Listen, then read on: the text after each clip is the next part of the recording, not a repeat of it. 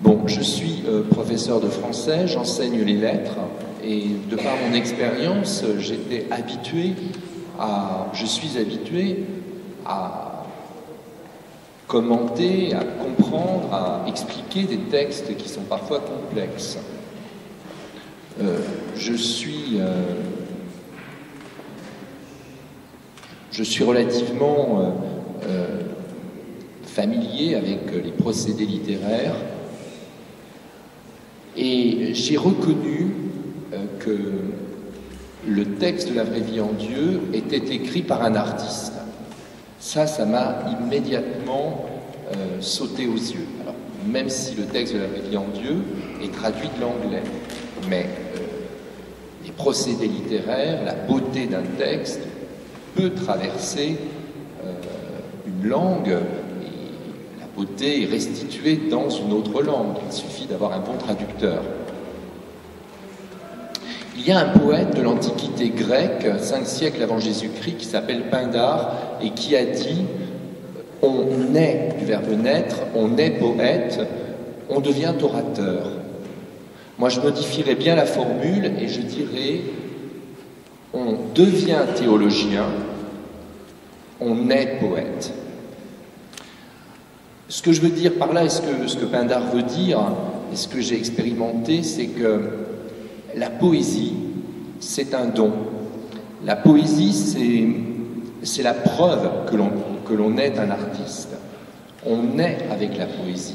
C'est au même titre que la peinture ou la musique, c'est un don que le Seigneur donne. Vassula n'a pas reçu ce don. Nous connaissons un peu sa vie et nous savons qu'avant La vraie vie en Dieu, elle n'était pas poète, elle était peintre. Elle a le don de l'art, mais l'art qu'elle a reçu, c'est la peinture. Elle n'a pas reçu le don de l'écriture. En revanche, on peut devenir théologien. Elle aurait pu éventuellement compiler des centaines d'ouvrages de théologie et puis devenir très savante. Après tout, il y a bien des gens qui passent des licences de théologie, des thèses. C'est tout à fait possible de devenir théologien, théologienne. Mais poète, artiste, ça c'est beaucoup moins facile. Et c'est pourquoi j'ai cru. Parce que j'ai compris que c'était écrit par un artiste et que cet artiste ne pouvait pas être Vassula. Je voudrais vous parler d'une toute petite, d'une chose qui m'a profondément touché et impressionné en lisant La vraie vie en Dieu. J'intitule cela le livre sonore. Vous savez que le Seigneur a appelé Vassula un livre sonore. Bien sûr, c'est une image. Imaginez que vous lisiez un livre et que, encore au début, vous tombiez sur le mot « canevas vierge » pour désigner le livre que vous êtes en train de lire. Alors, je vous cite le message du 26 décembre 87. « Ne soyez pas surpris, dit le Seigneur, du genre d'instrument que j'utilise. J'ai choisi un rien, Vassula, ne sachant rien, un canevas vide, afin qu'il soit clair que les œuvres couvrant cette toile seront de moi, et que vous croyez cette fois que c'est moi, Jésus, Fils bien-aimé de Dieu, qui parle. » Ce message date de 1987. Nous sommes au début de La vraie vie en Dieu. Alors, vous lisez cela, mettez-vous à ma place ou à la vôtre, vous êtes étonné. L'auteur vous explique que pour lui, le début de son livre, c'est un canevas vierge. Vous vous dites, tiens, ben c'est original ça, c'est plutôt bien vu. Quand un auteur entreprend d'écrire un livre, il est plus ou moins dans la même situation qu'un brodeur ou qu'une brodeuse qui commence un canevas. Le canevas est encore vide, le plan est tout tracé, mais les fils n'ont pas recouvert la trame. Pour l'écrivain, les pages sont encore blanches, encore que cet écrivain est un plan. Ce n'est pas une mince affaire que de noircir les pages à venir. Alors, vous saisissez le rapprochement entre le canevas vierge et la feuille blanche. Vous pensez que l'auteur a conscience du travail difficile qui l'attend et qu'il fait comprendre à son lecteur qu'il n'est pas au bout de sa tâche. Vous pensez aussi, comme moi, que puisque vous tenez son livre entre les mains, très volumineux, il est quand même allé jusqu'au bout de sa tâche et vous vous en réjouissez pour lui. Bref, enfin, tout cela vous étonne. Et puis, imaginez que quelque temps plus tard, vous arriviez au beau milieu du livre, enfin même un petit peu vers la fin, ce livre qui fait des milliers de pages, et que tout à coup vous tombiez sur une phrase qui dit que l'ouvrage que vous êtes en train de lire s'apparente maintenant à une broderie. Alors je vous cite l'extrait. Tout à l'heure c'était le Canevas vierge, c'était en 1987, et maintenant on est en 2001. Ma fille, j'ai encore devant moi beaucoup de pages blanches qui ont besoin d'être remplies en les oignant de mon noble thème. Oignant, c'est participe présent du verbe oindre. Mon œuvre est comme une broderie. J'ai dessiné tous les détails sur le tissu. Pour cette raison, je devais trouver une pièce de tissu vide sur laquelle je dessinerais de ma propre main les motifs ornementaux de rose que j'avais à l'esprit. Avec un fil d'or, je t'ai brodé, donnant vie aux roses pour qu'elles répandent alentour leur douce senteur, parfumant tout le cosmos. Oui. C'est bouleversant cette façon du Seigneur de parler. Mais je continue. Alors, vous tombez sur cette phrase et vous vous dites, tiens, mais ce mot broderie fait écho à Canevas, que j'ai rencontré au début de l'ouvrage, en 1987, et qui m'avait déjà tellement étonné. Ah, maintenant je comprends. Le Canevas vierge, pendant toutes ces années, est peu à peu devenu une broderie. Les deux mots vont ensemble. Décidément, l'auteur a de la suite dans les idées, hein, car quand il employait Canevas, il avait dû prévoir qu'il emploierait broderie. Quelques milliers de pages plus loin. C'est astucieux, ça. C'est plein d'humour aussi, plein d'intelligence. Et sans doute, comme moi, vous en conclurez que l'auteur de ce livre sait ce qu'il écrit et qu'il ne laisse rien au hasard. Vous en conclurez que l'auteur gouverne son œuvre et nous le fait savoir. Vous en conclurez que l'auteur du texte est un artiste.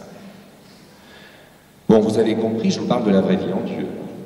On y trouve en effet au début de l'ouvrage le Canevas vide, le Canevas vierge, ça dépend des traductions, et au beau milieu, vers la fin, la broderie.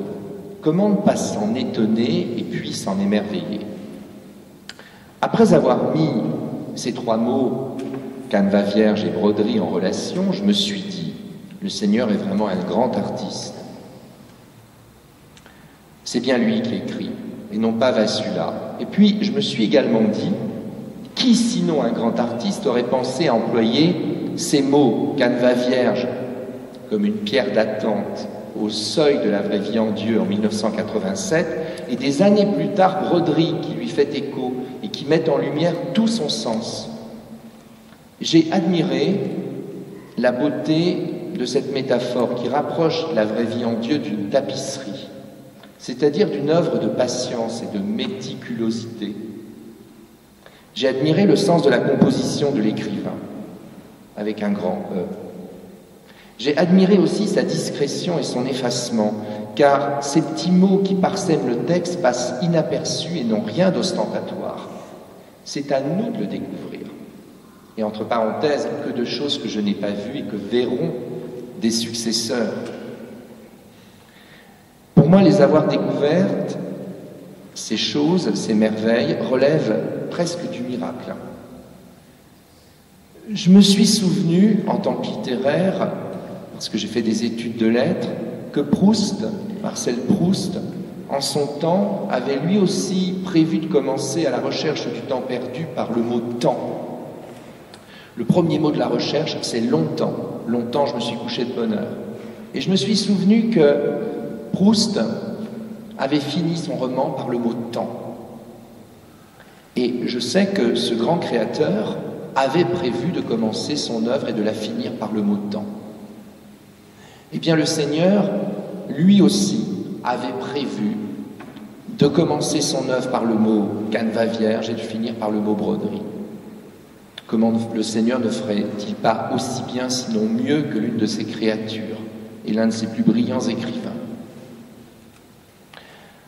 Je suis resté en contemplation devant ces mots côte à côte, mis côte à côte, canevas vierge et broderie, et puis j'ai compris que ces mots cachaient encore un trésor, c'est-à-dire un autre sens. Alors maintenant, je vais réclamer votre patience. Qui, me suis-je dit, ce canevas vierge et cette broderie désignent-ils? La question me paraissait pourtant ridicule, tellement la réponse était évidente. Voyons, ces deux mots désignent métaphoriquement, par image, le livre que tu es en train de lire, Christophe, à savoir La vraie vie en Dieu, à deux étapes distinctes de leur création. C'est l'œuvre du Seigneur qui est ainsi poétiquement transformée en un tissu artisanal, voire artistique. Cela me paraissait d'autant plus probable et indubitable que le mot texte, car la vraie vie en Dieu est un texte. Le mot texte vient d'un mot latin qui veut dire tissu. Ce à quoi renvoient les mots canevas et broderie. Vous voyez, c'est très intelligent.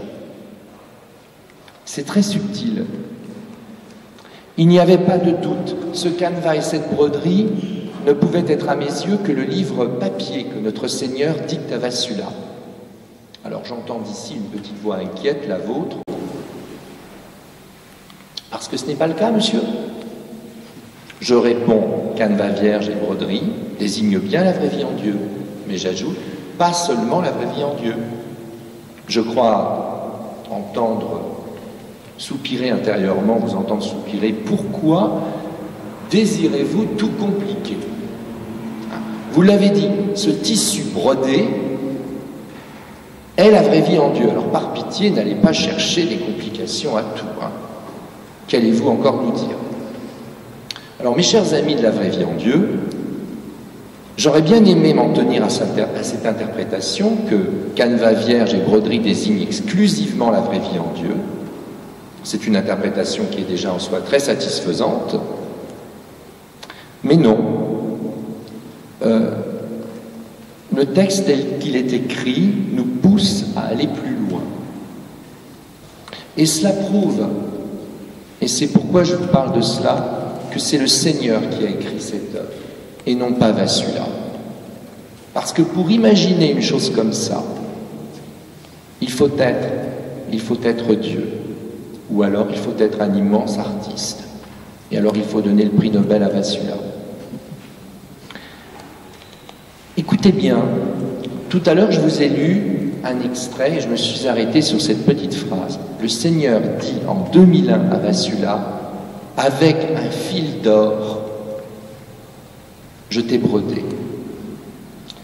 Qui est-ce que ce T apostrophe désigne? Il désigne Vassula. Oui, le Seigneur a brodé Vassula. Avec un fil d'or, je t'ai brodé, je n'invente rien, c'est dans le texte. Plus de doute possible, le canevas vierge et la broderie désignent Vassula. Vassula en personne. Il n'y a pas à en douter. Même si, je le reconnais, cela est très inattendu et parfaitement déroutant. N'hésitons plus à l'affirmer, canevas vide et broderie désignent aussi la vraie vie en Dieu, mais aussi Vassula. Alors, je le répète autrement, ces trois mots désignent à la fois le message de la vraie vie en Dieu et son prophète. Quelle interprétation donner de tout cela?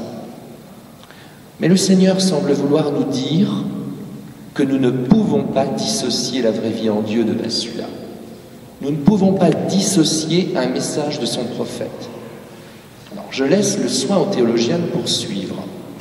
Mais je ne pense pas qu'un théologien infirme jamais cette hypothèse. Le littéraire que je suis ne fait que constater. Alors me suis-je demandé quel rapport y a-t-il entre Vassula, une simple femme, et un morceau de tissu? Vassula n'est pas un tissu, Vassula n'est pas un texte, Vassula est faite de chair et d'os. Puis rappelons que tout cela, ce sont des images, des métaphores. Mais ces images ont une signification profonde. Il faut se souvenir que Dieu exhorte plusieurs fois dans la vraie vie en Dieu son prophète Vassula à devenir un livre sonore. C'est-à-dire que Vassula doit se faire l'écho de la parole qu'elle a reçue. Être un livre sonore, l'expression est importante, c'est ce que fait Vassula en emportant la vraie vie en Dieu pour aller de ville en ville, de pays en pays, de continent en continent. Et pour la faire partager aux multitudes. Tel est un prophète. Un prophète, c'est un livre sonore. Un livre sonore, cela veut dire un livre qui parle, c'est-à-dire un messager ambulant, ou devrais-je dire plutôt un message ambulant, celui de la vraie vie en Dieu. Vassula est donc devenu un livre, le livre qu'elle a reçu et qu'elle a pour mission de lire à haute voix, de paraphraser, de diffuser, de propager. Elle est donc ce canevas vierge sur lequel le Seigneur a écrit cette broderie, puisqu'elle lit à voix haute le message de la vraie vie en Dieu. Dès lors, j'ai compris que nous étions, nous aussi, tous appelés à devenir, à l'instar de Vassula, des livres sonores, puisque, comme nous l'a rappelé Marie-France, nous devons dire « nous », et que nous devons nous mettre notre prénom à la place de celui de Vassula. C'est-à-dire que nous sommes tous appelés à devenir des échos de l'écho, Vassula étant l'écho du Seigneur, et nous, l'écho de Vassula.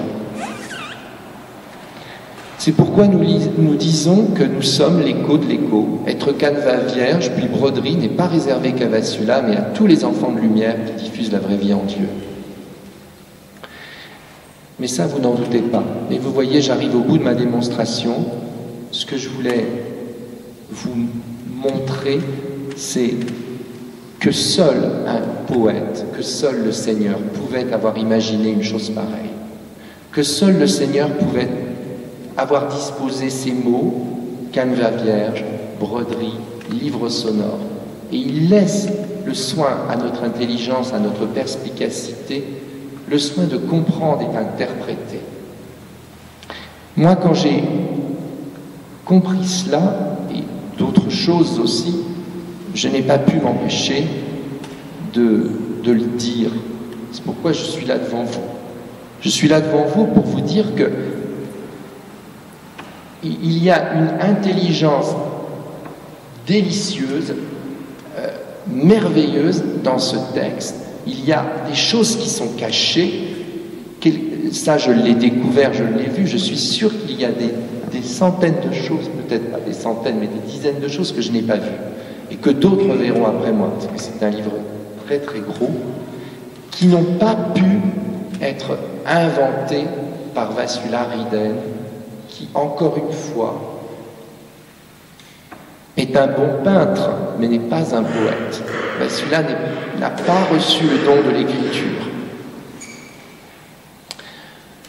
Et je voudrais vous donner un exemple de broderie.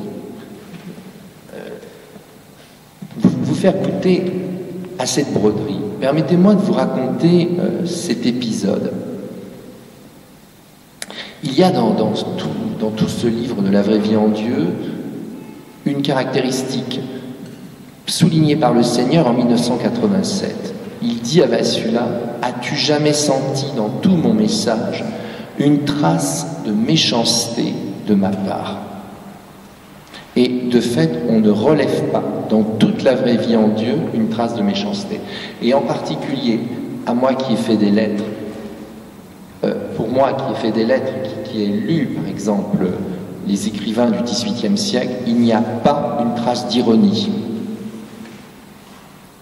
Et Dieu sait si l'ironie est utilisée aujourd'hui dans notre monde. Il n'y a aucune moquerie, aucune acrimonie, non, aucune méchanceté.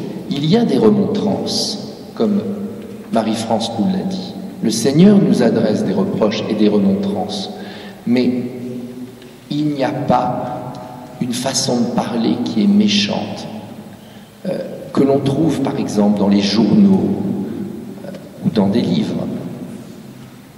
Le Seigneur est incapable d'être méchant. quand j'essaie de résumer sa personnalité, j'ai trouvé le mot délicatesse. Je pourrais dire gentillesse, bonté, tendresse, raffinement, sensibilité, prévenance, subtilité. Délicatesse me semble résumer tous ces mots-là. Et je voudrais vous donner un exemple de sa délicatesse. Le Seigneur a demandé à Vassula, non, je crois que c'est Vassula qui lui a demandé de lui offrir quelque chose. C'est en 1987.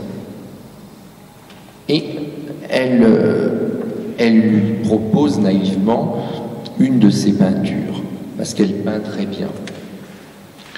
Peut-être, dit-elle, une belle peinture que je peindrai moi-même pour te l'offrir.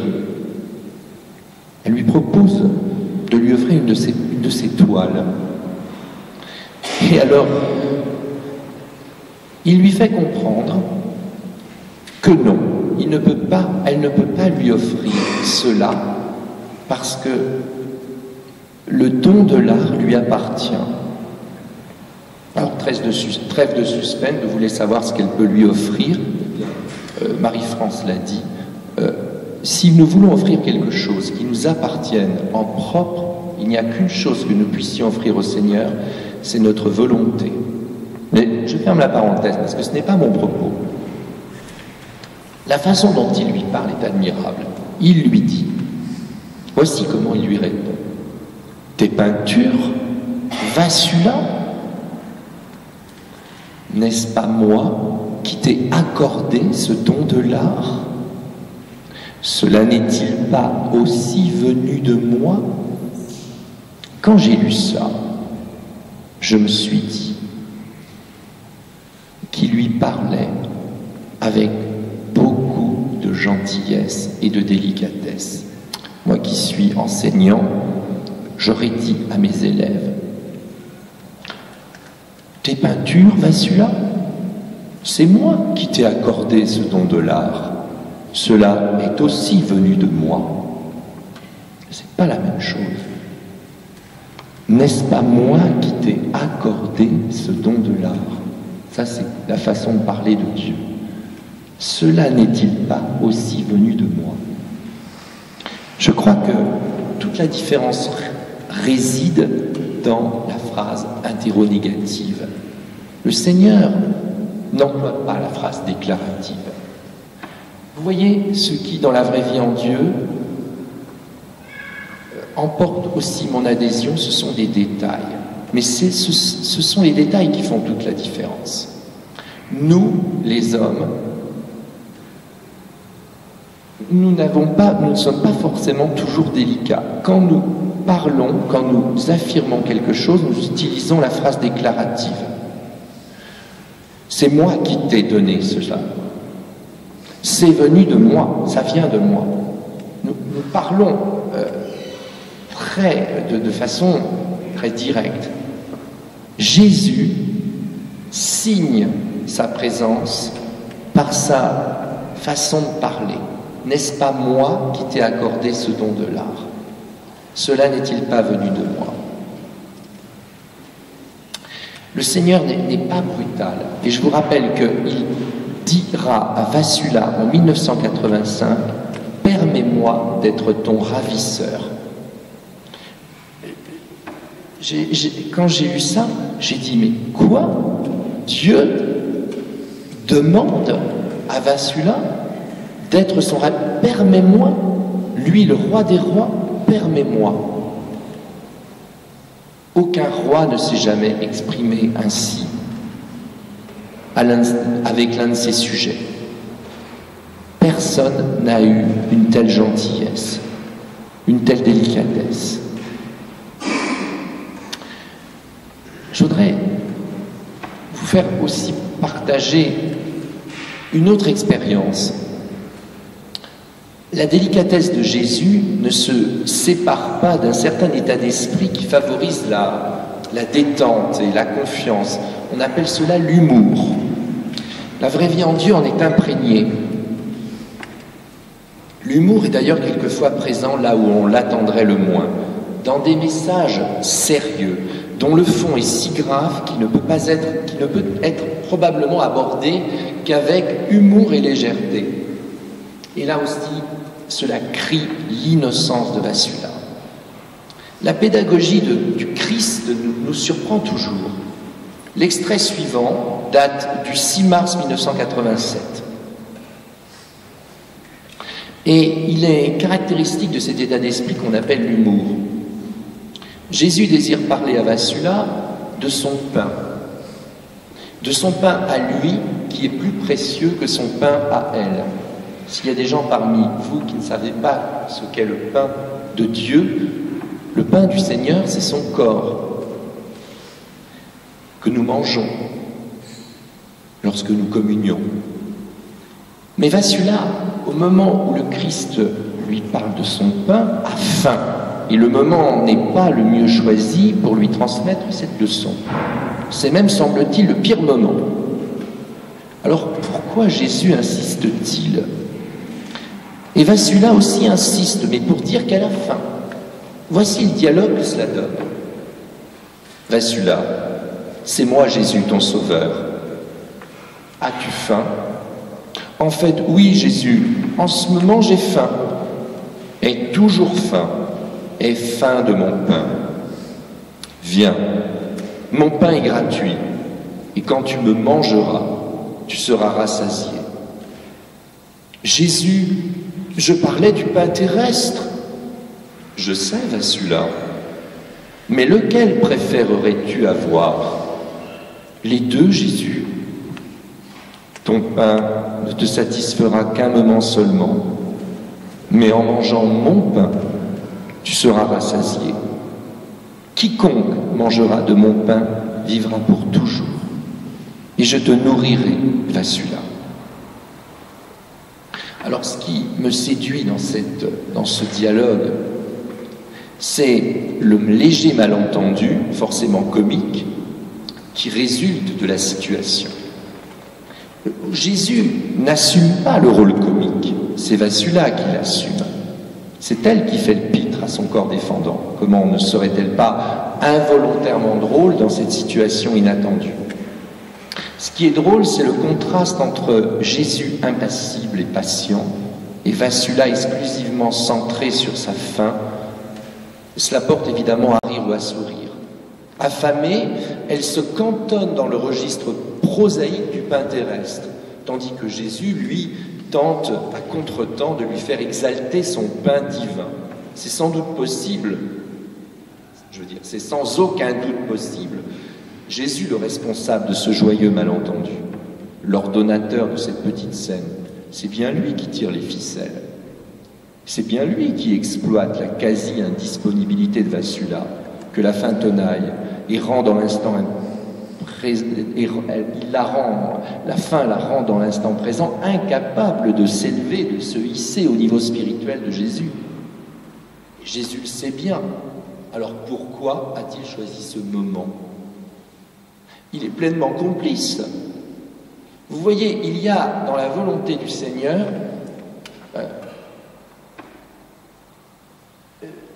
le désir de nous faire sourire. L'humour tient au contraste entre la gravité du maître et du sujet et de l'indisponibilité de l'élève qui est accaparé par son estomac. Et d'autre part, la sincérité de Vassula ne manque pas de nous faire rire ou sourire. Lequel préférerais-tu avoir? Et elle répond, les deux, Jésus. Comme elle a confiance dans sa bonté et comme elle est intime avec lui pour lui répondre ainsi. Et il lui répond d'ailleurs avec bonté et compréhension, « Je sais, Vassula ».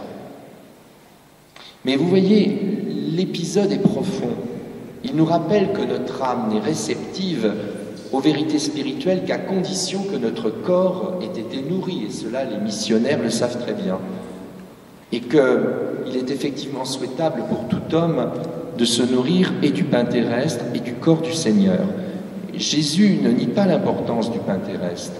Cependant, il insiste sur la primauté du second. Le Seigneur s'est donc rappelé des vérités profondes, mais sans jamais les asséner. Tout à l'heure,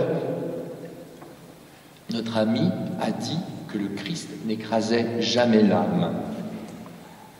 Il n'écrase pas l'âme. Il n'impose pas ses vérités. Il enseigne dans des contextes qui sont quelquefois tout à fait inattendus. Et ici, il choisit un contexte qui apparemment n'est pas le bon, mais il est le maître.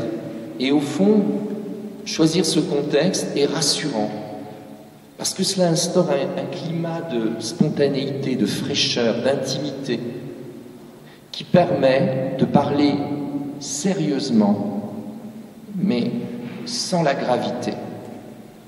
Et Jésus ménage un équilibre subtil qui reflète sa délicatesse entre la gravité du sujet qu'il aborde et le contexte, la situation, pour en parler, qui est incongrue. Tel est notre Seigneur. Il dit d'ailleurs, le 3 février 2003, « Je ne parle pas avec des formulations rigides. Ce n'est pas de cette manière que je fais les saints et les martyrs. Ma douce conversation avec toi est vertu et religion. J'adresse mes odes sans épée à mes côtés. » La délicatesse de Dieu n'est jamais blessante. Elle n'est jamais hautaine, jamais emphatique. Il dit d'ailleurs qu'il déteste l'emphase. L'emphase, c'est pour le diable, dit-il. Lui, il aime la simplicité. Et l'humour ne se confond jamais avec l'ironie. Il dit, le 30 juillet 90, « J'entends, en ces derniers jours, mener cette ère méchante, R-E, accent grave, R-E, j'entends mener cette ère méchante avec des reines de gentillesse, des brides d'amour. »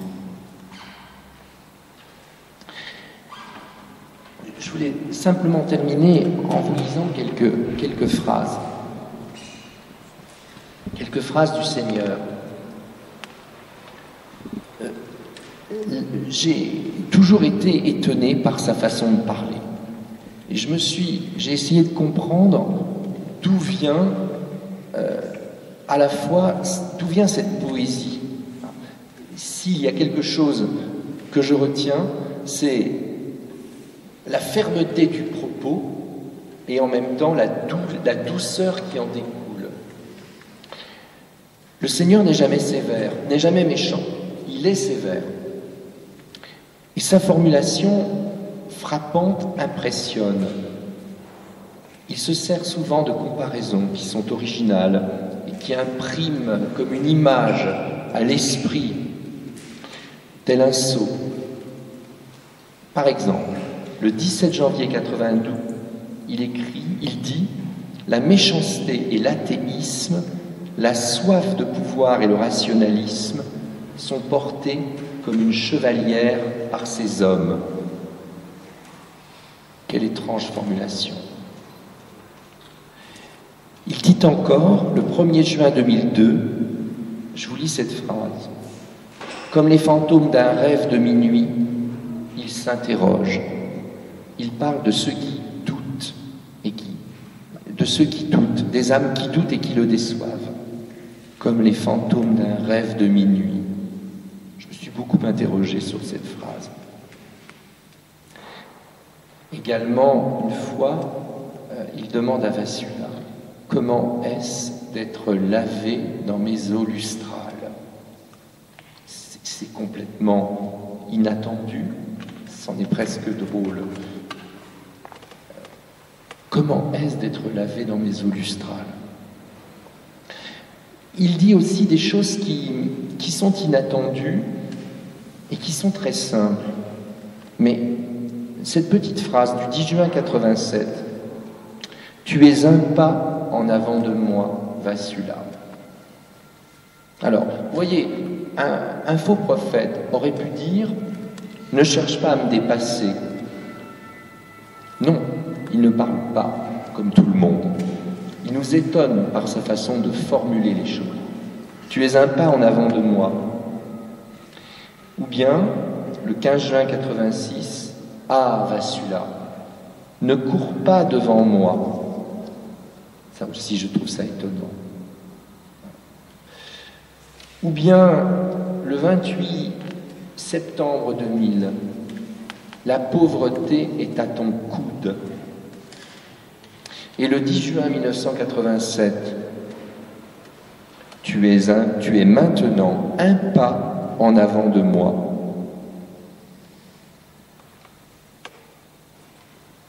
Je vous l'ai déjà donné, pardon. Oui. Alors, il y a aussi celle-ci, le 27 décembre 1988. Vassula, ne regarde pas par-dessus mon épaule ce qui doit advenir. Voilà. Je crois qu'il faut, quand nous lisons la vraie vie en Dieu, s'imprégner de ces formulations. Je sais que Vassula a dit il y a quelques années qu'elle souhaitait que nous répétions mot pour mot les mots du Seigneur, les expressions qu'il emploie, qui lui sont propres. Vous savez qu'il y a une religieuse qui s'appelle Sœur Séraphine et qui a publié dans le supplément 13 de la vraie vie en Dieu un article très important. Cette religieuse a suivi une formation rabbinique pendant plusieurs années. Son article s'appelle « L'œuvre de la vraie vie en Dieu, une pensée hébraïque reconnaissable ». Et elle dit qu'elle a cru parce que, en tant que bibliste, elle a reconnu des expressions qui sont littéralement traduites de l'hébreu. Et elle dit que Vassula, ne connaissant évidemment pas l'hébreu, ne pouvait pas avoir elle-même forgé ces expressions. Ce sont forcément celles du Seigneur. Un faux prophète, dit Sœur Séraphine, aurait emprunté ces expressions aux traductions de la Bible, soit de la Tob, soit de la Bible de Jérusalem. Et on aurait reconnu la falsification. Mais les expressions sont directement traduites de la Bible, mais comme une traduction littérale. Et là, c'est une preuve pour Sœur Séraphine. Alors moi, j'ai demandé à des biblistes et à Monseigneur Laurentin si les exemples que je vous ai cités étaient empruntés à l'Ancien ou au Nouveau Testament. Il ne semble pas. Vassula ne regarde pas par-dessus mon épaule ce qui doit advenir. Nous ne l'avons pas trouvé. La pauvreté est à ton coude, non plus. Tu es maintenant un pas en avant de moi. Je voudrais terminer en vous disant que c'est cette façon de parler qui, moi, m'a profondément convaincu que c'est Dieu qui parle dans cette œuvre. Cette façon qui n'est qu'à lui. Et je termine sur une très jolie phrase qui est d'une très grande simplicité, dont j'avais fait le titre d'un essai, par une phrase qui, une fois qu'on l'a dite, nous paraît évidente, mais avant qu'on ne la dise, personne ne l'avait trouvée. J'avance comme les nuages au milieu de vous. Non, j'avance comme les nuages au-dessus de vous. Voilà, je termine là-dessus. J'avance comme les nuages au-dessus de vous. Voilà, une phrase d'une simplicité presque enfantine, mais personne ne l'avait dit avant. C'est tout à fait étonnant. Toute la beauté de la vraie vie en Dieu est dans ce mélange de simplicité et de majesté. C'est simple et en même temps c'est majestueux et c'est inattendu. Et en même temps ça dégage une très grande sérénité. C'est très agréable à lire et c'est vrai que je comprends que Vassula nous ait dit qu'il fallait nous en imprégner. Voilà. Merci.